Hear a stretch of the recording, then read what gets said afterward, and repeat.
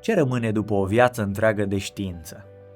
După decenii în care ai studiat materia, ai măsurat constante fundamentale, ai cercetat legile invizibile ale Universului. Unii ar spune doar ecuații, grafice și date. Dar pentru unii dintre cei care au mers cel mai departe în știință, răspunsul e altul. Rămâne o tăcere înaltă, o intuiție care nu poate fi scrisă în simboluri. Un astfel de om a fost Robert Millikan, fizician american, laureat al Premiului Nobel în 1923, cunoscut pentru măsurarea sarcinii electronului și a constantei lui Planck.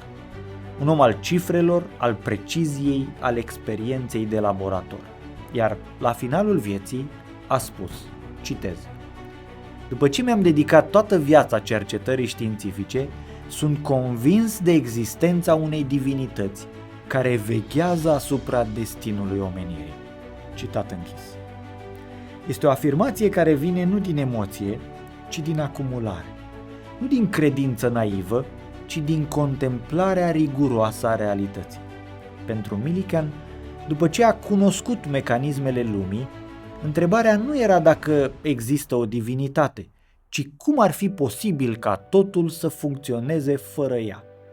Știința poate explica cum funcționează lucrurile, dar nu poate spune de ce există acele lucruri sau ce rost are totul.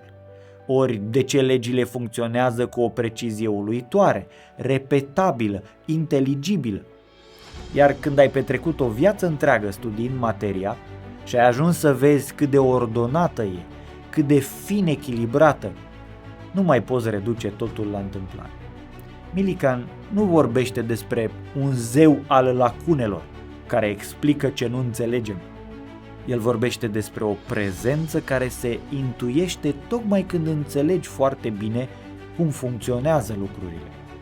Ca și cum, după ce desfaci straturile mecanismului lumii, realizezi că nu roțile sunt miracolul, ci faptul că există un scop pentru care ele se învârt. Știința i-a oferit cunoaștere, dar în final l-a condus spre recunoaștere. Cuvintele lui Millikan nu cer adeziune religioasă, nu impun o teologie, dar invită la smerenie, la recunoașterea unui fapt simplu și copleșitor, că dincolo de legi se simte o voință, că lumea nu este doar explicabilă, ci și direcționată, iar omul nu e doar observator, ci parte dintr-un destin vegheat cu grijă. Poate că la capătul unei vieți de formule, Millikan a înțeles ceea ce prea puțin mai au curajul să rostească, că știm atât de mult despre cum funcționează lumea și atât de puțin despre de ce o trăim. Iar în tăcerea care urmează cercetării, încep cele mai importante întrebări. Ce rămâne din noi după ce ecuațiile tac? Ce sens are cunoașterea dacă nu deschide spre înțelepciune? Și mai ales, dacă totul dispare, de ce a fost construit cu atâta grijă, cu atâta frumusețe?